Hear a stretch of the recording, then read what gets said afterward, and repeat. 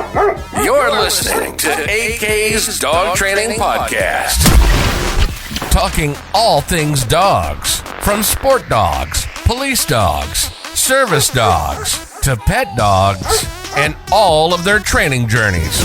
Get your pups ready for AK's Dog Training Podcast with your host and favorite dog trainer, AJ. Welcome back. My name is AJ, your dog's favorite dog trainer, and this is AK's Dog Training Podcast.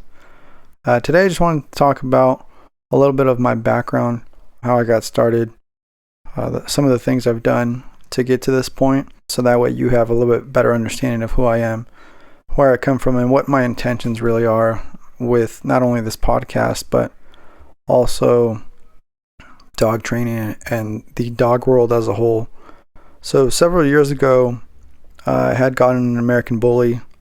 If you don't know, American Bullies have 4 different sizes. He was a standard, but there's a standard, pocket size, classic, and XL. He was a standard size, so he was a sweet, sweet dog. At the time, I lived at an apartment complex, and he was the first dog I had gotten in a very long time. But because of his appearance, a lot of people miscategorized him and believed he was a pit bull right away just by looking at him. But if you really know anything about American Bullies, they just look the part, kind of like bodybuilders. They look mean and muscular, but they're just big balls of joy, or house hippos, if you may. So I got him. I was in an apartment complex, and I started doing some obedience training. I reached out to a trainer to help me, and I wanted to get some basic obedience done with him, just because of the place I was living in. I was living in an apartment complex. People were very hesitant to be around him, even though he's a very friendly dog. But once people got to actually meet him and play around with him, they were like, wow, this dog is just a sweetheart, right? But because of his appearance and people just, I guess, the lack of understanding, I wanted to make sure that he had some obedience and good foundation, so that way he would be able to have good manners and not be that statistic like everybody else believes, right? So I started doing some obedience with him, and fast forward a couple months, I wanted to start doing some more than just basic obedience. I found a place where I could start doing bite work, protection style work, and started going there. And really quickly, I realized that American Bullies are not really made to work. At the time, I didn't know that, and at the time, I believed I could really get it out of them. It might have been just, a different training perspective, a different training style at the time, but it also had to do with the fact that they're great house hippos. They're not meant really to work. They're more of a luxury type of dog. But I started progressing with him, not only in his obedience, but in his bite work. He wasn't progressing as much as I would like, and I wanted to do more with my dog. So not only did I want to do more, but I didn't want him to be alone, and I really wanted to challenge myself. So I ended up getting a Belgian Malinois, which is my 3-year-old Knox. Got him, started doing obedience right away, started doing bite work right away, and it just continued on, right? So from there, I wanted to do bite work, like the protection style of it, very civil, what most people think as like guard dogs, or just protection style dogs, like, hey, somebody that's on my property, my dog's gonna bite him, or somebody is robbing me and my dog bites him, right? Like those type of scenarios and that type of foundation build up, versus a sport background where the I guess the outcome and the end result is not the same as what it would be as a real life scenario. And being that it was a real life type of training and the purpose was for real life scenarios, at the time I was told that, hey, your dog can either do obedience really well, like a sport dog, or your dog can do protection really well. You got to pick one. Dogs are not meant to do both. And in my head, I was like, I believe, and I still believe it. I think it's 100% true. That if you really want to, your dog is very much capable of having that fancy, flashy obedience and being a great protection dog on and off the field. So what I started to do is I was like, man, I really want to just build that foundation, but start to get into that fancy type of obedience, because I was like, man, I don't want to do sport work right now. I don't really care for, I want real life type of dog, real life type of scenarios. But I loved the precision, how precise and pristine everything was when it came to sport obedience, right? And I now tell people that sport obedience builds a way stronger bond with your dog because of the type of training and amount of hours that you put in with the training and your dog to be able to get them to that level, right? So I started doing more of that fancy style obedience, continued on with the protection work, and then I slowly started transitioning into sport work, surprisingly.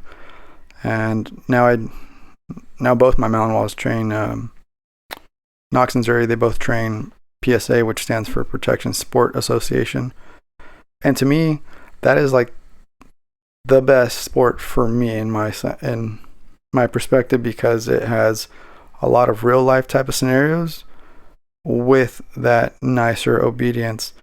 And with nicer obedience, you have a lot more control over your dog, which when you get to the higher levels of PSA competition, it really is a little bit more difficult to have a dog that is just straight sport dog, right? They need to be able to be really well rounded in various type of scenarios, real life type of scenarios, as well as more just mundane type of bite scenarios.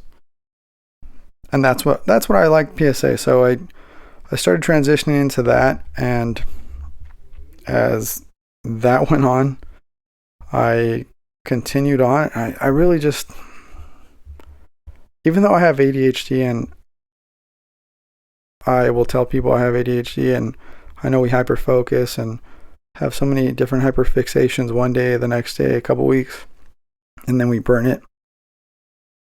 Dog training has been one of the few things that I have thoroughly enjoyed and have continued to learn about and have continued to want to do more with it and help other people with it. It's an ongoing process, right? So from the sport work, I continued on, and that's obviously what we're still doing. But I wanted to get into bite work, as far as the decoy, the agitator, the person that is in the bite suit, looks like the Michelin Man usually. And when I was doing protection work on the civil side of things with like more real life scenarios, a lot of people didn't want to help me or didn't want to train me to be a decoy because they thought I was going to take their business. And I kept telling people like, hey, I have a full-time job. I don't want to take your business. I really just want to learn. And a lot of people just brushed me off, which, that's their own choice. I really just wanted to become a better handler for my dog.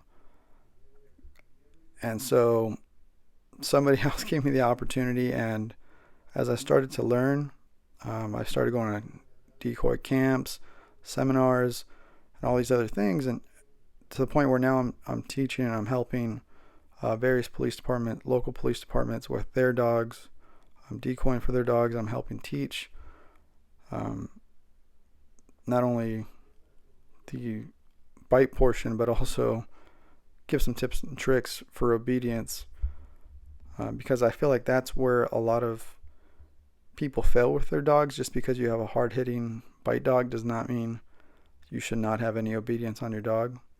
I feel like they go hand in hand, and I think that protection work is the highest level of obedience. And if you have no control over your dog, good luck having control over your dog when they're on a bite. So back to I started decoying, and as I started decoying, my whole thought process behind decoying was, hey, I'm on one side of the leash. I'm usually the handler. I'm seeing one thing, but not the other, and I'm like, hey, how can I improve, right? How can I be a better handler, a better owner? How can I improve my dog's training abilities without,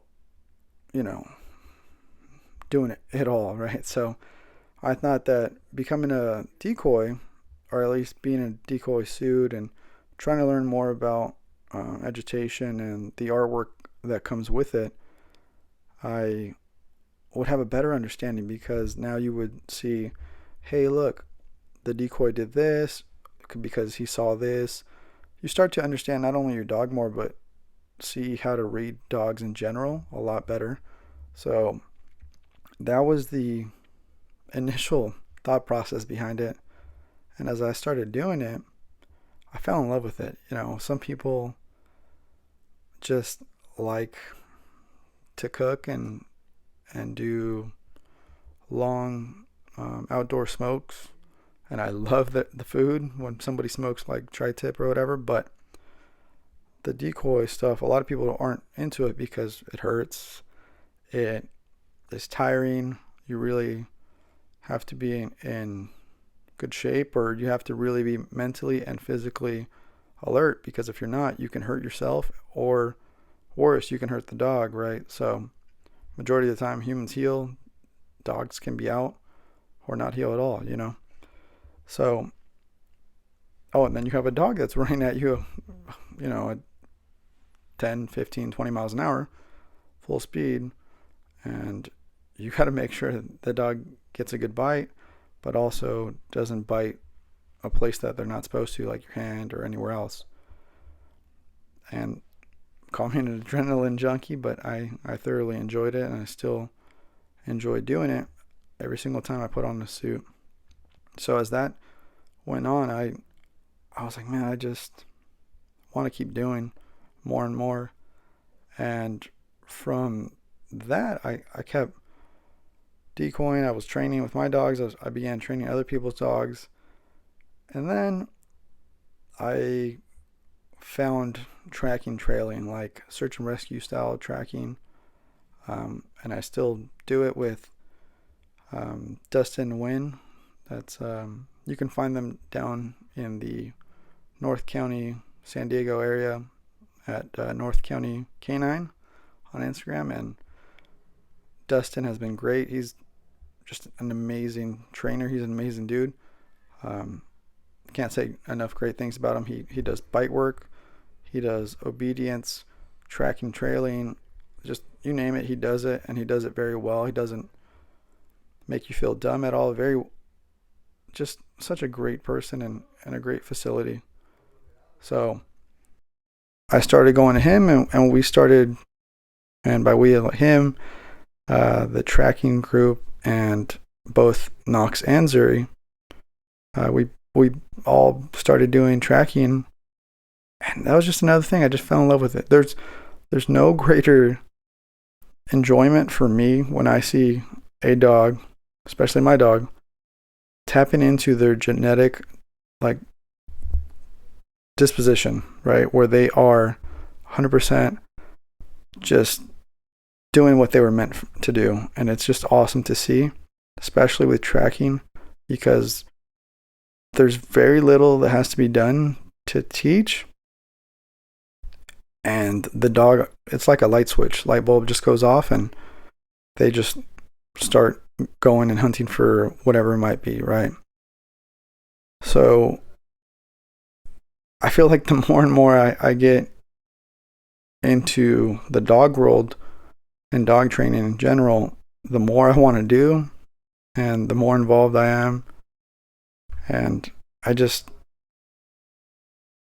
really enjoy it. So the reason that I started all this, especially the podcast, was somebody said like, oh, hey, you're giving out some information. Do you feel like you're not going to, profit from it because you're not going to get clients since you're giving out the information? I'm like, yes and no. Will I get clients? Maybe. Is that what I'm hoping for? My goal? Kind of. I would love to get more clients, and that would be great.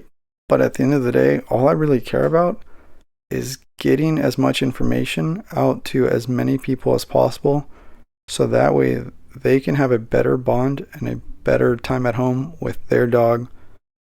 Because at the end of the day, if that happens, there's a happier life at home between the human and the dog, and you have less and less dogs coming out of the shelter and being returned to the shelter, whether it's a shelter dog or a dog that maybe somebody got as a gift or from a litter, and then they realize they're way over their head, but they have no training. So any information that could be helpful to anybody, I'm glad and I'm hoping that it helps somebody, right? That was the main reason that I started this podcast, was to be able to help as many people as possible. And I hope to do it. I continue to want to help as many people and continue to learn in this art and discipline of dog training in the dog world, whether it's obedience, sport obedience, sport work, decoy, agitation, agitator, tracking, trailing. I might want to start having both pups, or one of the pups, on odor, like explosives, or just continuing to just learn and get better and just pass it on, because that's all it is, and that's all it's about. Passing it on so that way other people can have a better life with their own dogs at home. But hey, this wraps up this episode. I might have been a little long, but I wanted you guys to get as much information about me and how I ended up where I am today.